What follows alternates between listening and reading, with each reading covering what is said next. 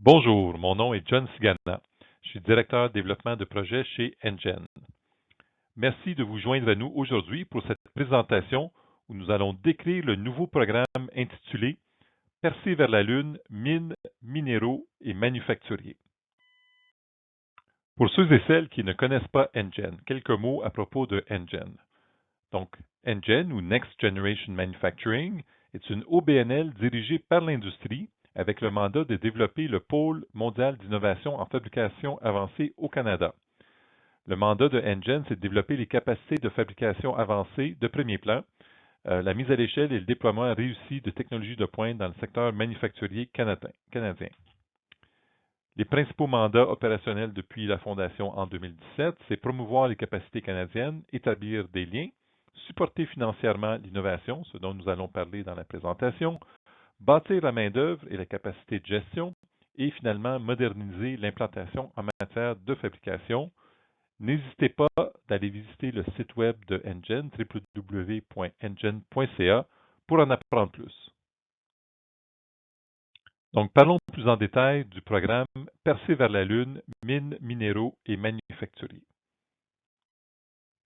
Donc, le programme Percée vers la Lune, mines, minéraux et manufacturiers, avec le nom de code PL4M-Cube, donc le programme soutiendra le développement des nouvelles solutions d'utilisation des ressources in situ, donc ISRU, pour l'exploitation minière, les minéraux critiques et la fabrication dans les environnements lunaires et terrestres. Cette initiative est entreprise avec le soutien financier de l'Agence spatiale canadienne suite à un avis d'offre de participation. Donc, en fait, le développement des ressources in situ, c'est au cœur de la nouvelle ère d'activité spatiale. Il s'agit de fabriquer des produits à partir de matériaux locaux plutôt que de dépendre de matériaux qui proviennent de la Terre. Ce qu'on souhaite faire dans le programme PL4M-Cube, donc, c'est de favoriser les innovations qui ont des applications à double usage, donc qui vont être à la fois utilisées pour l'utilisation en espace lunaire aussi bien qu'en espace terrestre. Et donc, ces innovations vont renforcer le leadership canadien dans l'espace et aussi permettre de revitaliser la compétitivité des secteurs industriels les plus importants dans le domaine des ressources. Et donc, ça va déboucher sur des innovations de nouvelle génération pour les entreprises canadiennes. Comme tous les projets de Engen, il y a vraiment 5 critères qui sont considérés comme essentiels pour tous les projets qui sont financés par Engen. Le premier, c'est l'innovation de processus. Donc, les projets financés par Engen ne sont pas des projets de développement de produits, mais bien des développements de processus. Donc, il faut qu'ils soient alignés sur un des 3 domaines suivants, donc l'exploitation minière, traitement des minéraux ou la fabrication avancée. Les projets, on l'a mentionné, doivent être à double usage, donc Terre et Lune, et se concentrer sur le développement des technologies de fabrication avancée ou des processus de production transformateurs. Le deuxième aspect, c'est l'aspect transformateur des projets. Donc, on veut avoir des projets qui ont des instances concrètes sur les performances de fabrication et conférer à l'industrie canadienne des avantages concurrentiels significatifs. On cherche des projets qui sont collaboratifs de par leur nature. Donc, on cherche des projets qui ont au moins 2 partenaires industriels, dont une PME, et une PME est définie comme étant moins que 500 employés. On cherche des projets qui vont être de nature applicative. Donc, on cherche des projets qui vont avoir qui sont plus près de la commercialisation à court ou moyen terme. Et donc, on peut voir les bénéfices associés à cette commercialisation, que ce soit en termes de prospérité, de création d'emplois ou de maintien d'emplois. Et finalement, la durabilité. Donc, les projets Engen doivent offrir des avantages plus larges à l'écosystème canadien que le projet lui-même. Donc, est-ce qu'il y a des avantages en termes de développement de la main-d'œuvre, de savoir, de création d'outils, etc., etc. Donc, quels sont les projets qui sont considérés hors de la portée de l'appel à proposition? Premièrement, les activités dont les bénéfices reviennent seulement à une entreprise ou organisation. Donc, on l'a mentionné, on cherche des projets de nature collaborative. On cherche des projets qui sont de nature additive, donc qui sont en plus des activités normales de l'entreprise. On cherche des projets, donc les projets qui sont entièrement axés sur l'exploitation minière, le traitement de minéraux et la fabrication de pointe, mais sans aucune application possible à l'ISRU lunaire serait hors de la portée de cet appel à proposition. Puis de la même façon, tous les projets qui sont entièrement axés sur l'ISRU lunaire ou spatial, mais sans aucune application possible sur Terre, seraient exclus.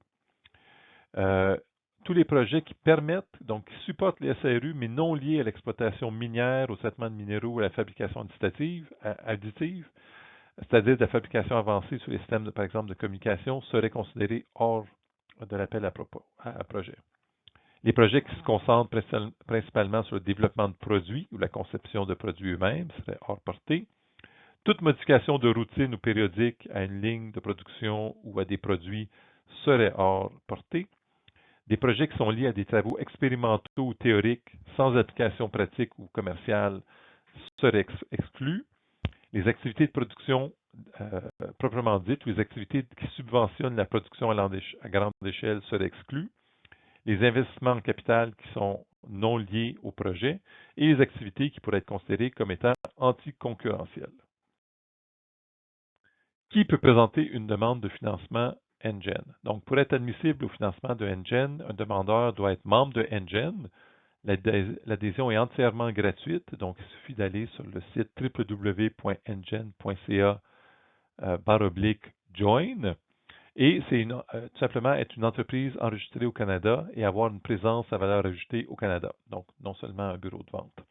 Et donc, finalement, les bénéficiaires, c'est des organismes à but lucratif, les organismes à but sans but lucratif, mais dont le financement provient principalement de l'industrie privée ou de l'industrie.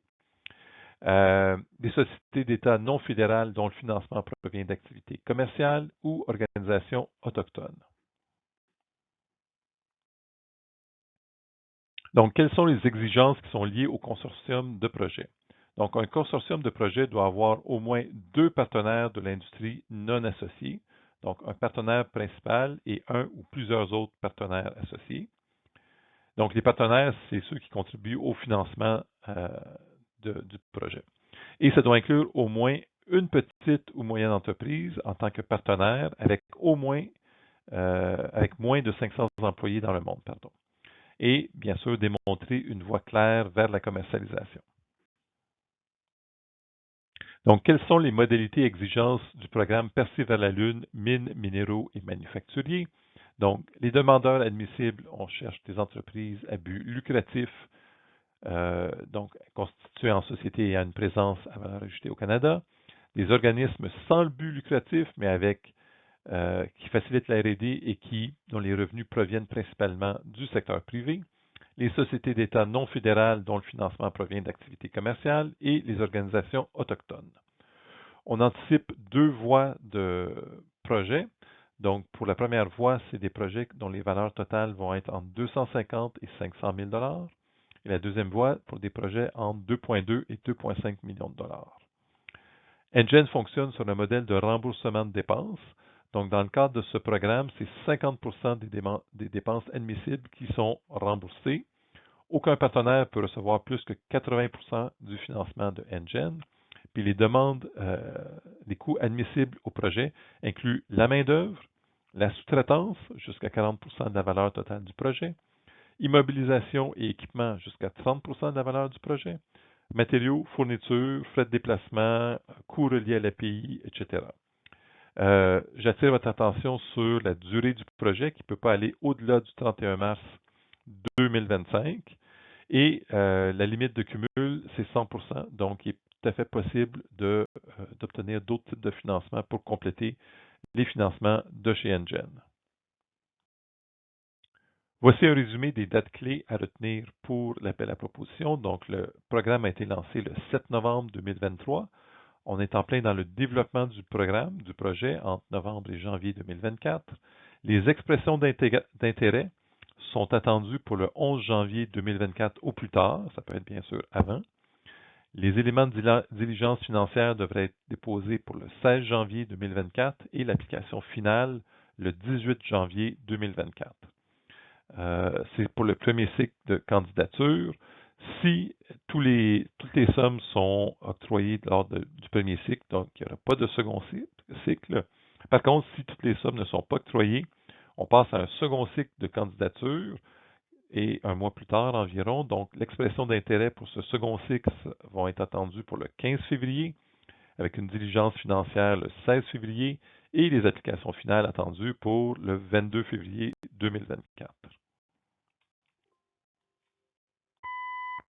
Quelques mots sur le processus de demande. Donc, comment on fait pour déposer un projet NGen? Première des choses, il faut devenir membre de NGen. Comme on a mentionné, c'est entièrement gratuit. Il suffit d'aller à www.ngen.ca/join. Et donc, on se connecte au portail des membres et on commence à remplir la demande dans la plateforme Salesforce. Ça permet donc de déclarer son intérêt, donc vérifier toutes les informations pour la demande, vérifier ensuite la portée des demandes, la diligence financière raisonnable est aussi faite sur le site de NGen, et la demande complète, comme on a mentionné, pour le 18 janvier 2024 à remplir et soumettre tel que demandé. Ce sera ensuite cette demande sera évaluée par un groupe d'experts indépendants de NGen. Et finalement, on passe, si la proposition a été retenue et acceptée, on passe en phase contractuelle pour ensuite lancer et débuter le projet. Quelques mots sur la manifestation d'intérêt. Donc, qu'est-ce qu'il faut faire pour soumettre son intérêt pour déposer un projet? Bien, il faut une description de la proposition de projet, c'est à peu près 1000 mots qu'il faut soumettre. Il faut des coordonnées de tous les partenaires, donc au moins un contact principal et un contact financier par partenaire. Il faut un accord de demande de NGen, donc c'est un accord tout simplement de non-divulgation que tous les partenaires signent pour exprimer l'intérêt de soumettre une proposition. Il faut une proposition financière de haut niveau, donc il faut une ventilation de contributions en espèces et du financement qui est demandé de NGen. Le formulaire de déclaration de PME pour les PME, donc 500 employés ou moins. Et c'est à ce moment-là que NGen va entreprendre le processus de diligence raisonnable financière, donc voir la capacité de chaque partenaire à soutenir son engagement financier envers le projet. La manifestation, donc on encourage fortement les candidatures à soumettre leur projet pour vérification le plus tôt possible afin d'avoir le maximum de temps pour remplir la demande complète qui représente la majeure partie du travail. Quelques mots sur la demande complète, donc l'application finale. Donc, quelles sont les exigences qui sont liées à cette demande complète?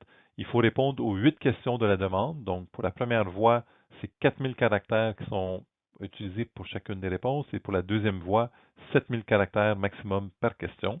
Il faut un plan de projet, donc un diagramme de Gantt, un registre de risque, un tableau de propriété intellectuelle et évidemment un cahier d'exercice financier, un par partenaire, donc le détail sur les demandes financières et ainsi que toute pièce jointe supplémentaire, par exemple s'il y avait des lettres d'appui pour cette demande-là. Encore une fois, on encourage fortement les candidatures à soumettre leur projet le plus tôt possible afin de se garder un maximum de temps pour remplir la demande complète.